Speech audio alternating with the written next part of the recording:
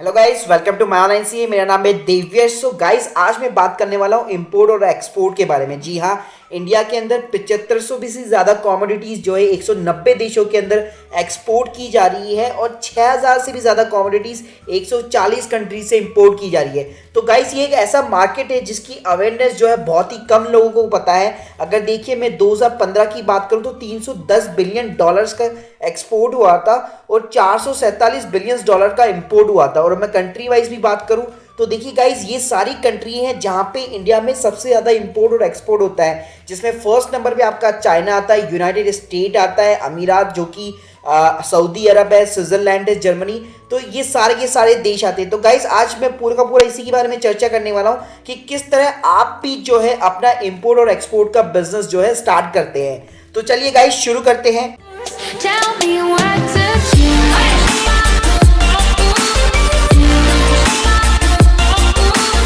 So guys, अब बात करते हैं इंपोर्ट और एक्सपोर्ट बिजनेस से रिलेटेड। देखिए, आपको सबसे पहले कुछ टर्म्स पता होनी चाहिए इंपोर्ट एक्सपोर्ट बिजनेस स्टार्ट करने से पहले।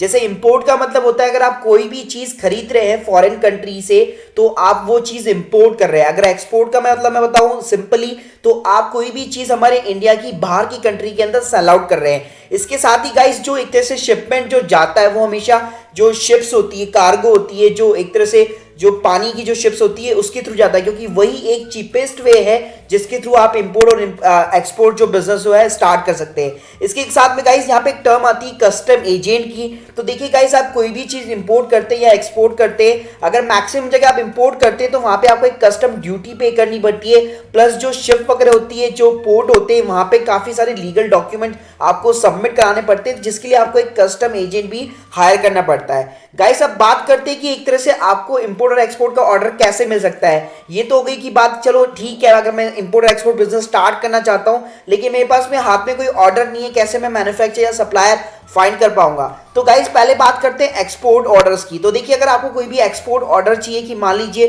कोई भी फॉरेन का जो बायर है वो इंडिया से कोई भी चीज चाहता है, तो गाइस इसके लिए बहुत सारे प्लेटफॉर्म्स है। जैसे बेस्ट जो प्लेटफॉर्म है वो है alibaba.com। जी हाँ, चाइना की कंपनी है, लेकिन गाइस सबसे बड़ी वर्ल्ड की लार्जेस्ट रिटेल कंपनी है, जो एक तरह से विदाउट इन्वेंट्री बहुत ही बड़ा बिजनेस चलाता है, जो कि अमेजन, ईबे, आप इंडिया की सारी ई कॉमर्स कंपनी को मिला लीजिए तो भी इसके बराबर वो टक्कर नहीं ले सकती है।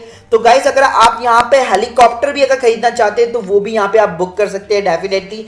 तो गाइस, यहाँ पे आपको इंडिया के जितने भी सप्लायर्स हैं वो सारे के सारे मिल जाते हैं। अगर मान लीजिए कोई भी एक्सपोर्टर जो है एक तरह से अगर कुछ भी चीज जो है बाय करना चाहता है, सॉरी इंपोर्टर अगर कोई भी चीज बाय करना चाहता है तो अलीबाबा पे जाके सप्लायर्स को सर्च करता है। तो सर, बेस्ट तरीका ये है कि आप ये जो भी प्लेटफॉर्म्स है, अलीबाबा हो गया, इंडिया मार्ट हो गया हमारे इंडिया का, e21.com हो गया, मेड फ्रॉम इंडिया हो गया, एक्सपोर्टर इंडिया हो गया, तो गाइस इन सब पे आप जो है रजिस्टर हो जाइए, यहाँ पे अपनी प्रोफाइल बनाइए, ताकि जो इंपोर्टर्स है, जो बाहर के जो इंपोर्टर्स है, वो आपकी प्रोफाइल को फाइंड कर सके और आपको ऑर्डर दे सके। अगर गाइस, अगर आपको कोई भी चीज भी अगर बाहर से मंगानी हो तो वो भी आप सेम पोर्टल का एक तरह से यूज कर सकते हैं। यहाँ पे आप देखिए, नीचे आप जैसे ही जाएंगे यहाँ पे आपको अलग अलग कंट्री वाइज सारी की सारी चीजें मिल जाएगी। ये देखिए, यहाँ पे आपको अलीबाबा ग्रुप है, ये इनकी देखिए वेबसाइट्स है। और प्लस अगर आप ये देखिए india.alibaba.com है, अगर आप सिंपल सा alibaba.com पे जाते हैं तो गाइस वहाँ पे जो है एक तरह से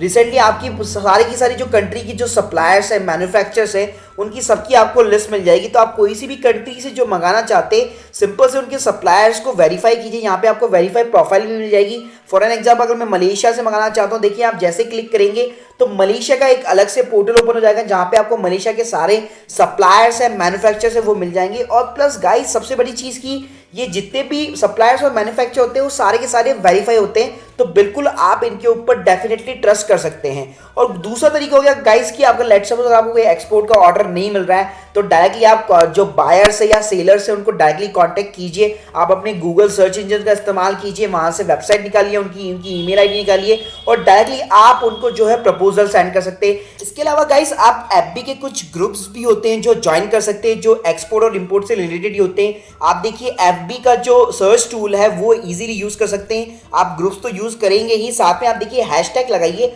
और लिखिए एक्सपोर्ट। जैसे आप गाइस सर्च करेंगे तो आपके सामने जो भी एक्सपोर्ट से रिलेटेड जो भी पोस्ट होती है वो सारी की सारी आ जाती है। ये देखिए, जैसे मैंने सर्च किया तो आप देख सकते हैं सारी एक्सपोर्ट से रिलेटेड टॉप पोस्ट हो गई। अगर मैं लेटेस्ट निकालता हूँ तो गाइस आपको यहाँ पे कई सारी ऐसी चीज़ें मिल जाएगी जो जिनकी कोई रिक्वायरमेंट है, जो लोग एक्सपोर्ट करना चाहते हैं या कोई इंपोर्टर है। ये देखिए अगर मैं नीचे जाता हूँ तो मेरे पास ऐसे कई सारे, ये देखिए ये जो देखिए शर्ट्स आ गए मेरे पास में, फिर यहाँ पे कुछ और हो गए प्रोडक्ट्स हो गए काफ़ी सारे इंपोर्ट और एक्सपोर्ट के।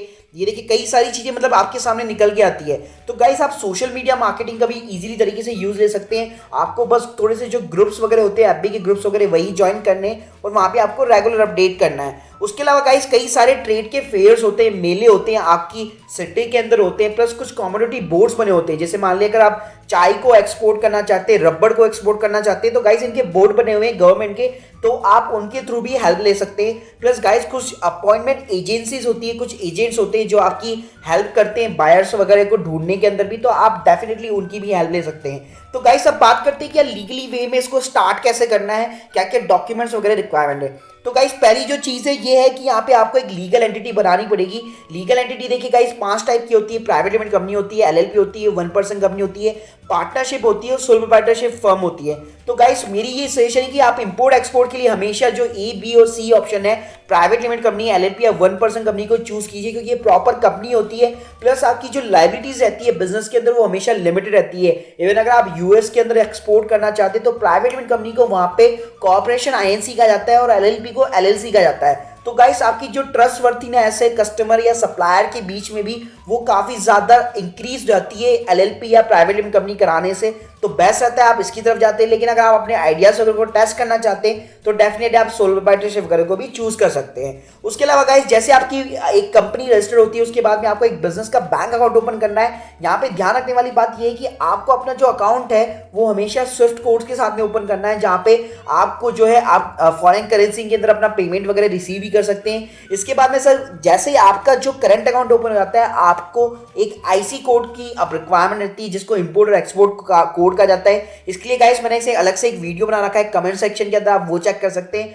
प्लस गाइस इसके बाद में भी लेट्स सपोज अगर आपको वैट और सीएसटी की रिक्वायरमेंट रहती है, जो कुछ प्रोडक्ट्स के ऊपर एप्लीकेबल रहता है कि अगर आप इंपोर्ट करते हैं कोई चीज़ फिर इंडिया के अंदर सेल आउट करना चाहते हैं तो डेफिनेटली वहाँ पे आपको वैट, सीएसटी या टिन नंबर की रिक्वायरमेंट रहती है। और अब इसका नाम जीएसटी हो गया तो आप डायरेक्टली जीएसटी के लिए भी अप्लाई कर सकते हैं। प्लस गाइस अगर आप एक्सपोर्ट करना चाहते हैं या फिर कोई भी कस्टम ड्यूटी का अगर कोई झंझट है फिर आपको समझ में नहीं आ रहा है तो उस सिचुएशन के अंदर आप एक कस्टम एजेंट को भी हायर कर सकते हैं। तो गाइस अब बात करते हैं कि यार पेमेंट की टर्म्स क्या होती है कि जब भी मैं कोई चीज़ इंपोर्ट करता हूँ, एक्सपोर्ट करता हूँ, तो गाइस बहुत सारे तरीके हैं पेमेंट के।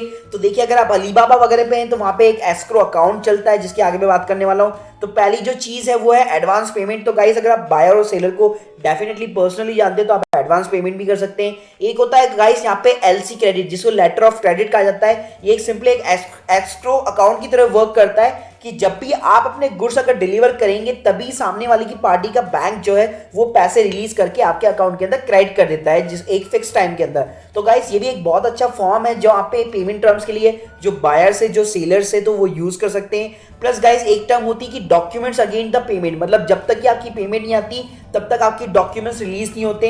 प्लस गाइस कुछ ऑनलाइन गेटवेज भी लाइक पेपाल हो गया, पायनियर हो गया, उनके आप बिजनेस अकाउंट यूज कर सकते हैं। प्लस वायर ट्रांसफर जो एक तरह से नॉर्मली स्विफ्ट कोड के थ्रू आपके बैंक अकाउंट के अंदर ट्रांसफर होता है तो गाइस वो भी यूज कर सकते हैं। तो गाइस बहुत सिंपल तरीका है, ये एक तरह से पूरा ओवरव्यू हो गया कि किस तरह आपको इंपोर्ट और एक्सपोर्ट बिजनेस स्टार्ट करना है। So guys hope you like this video, please subscribe our channel. मैं आपके लिए बिजनेस से रिलेटेड वीडियोस बनाता रहूंगा। Thank you very much.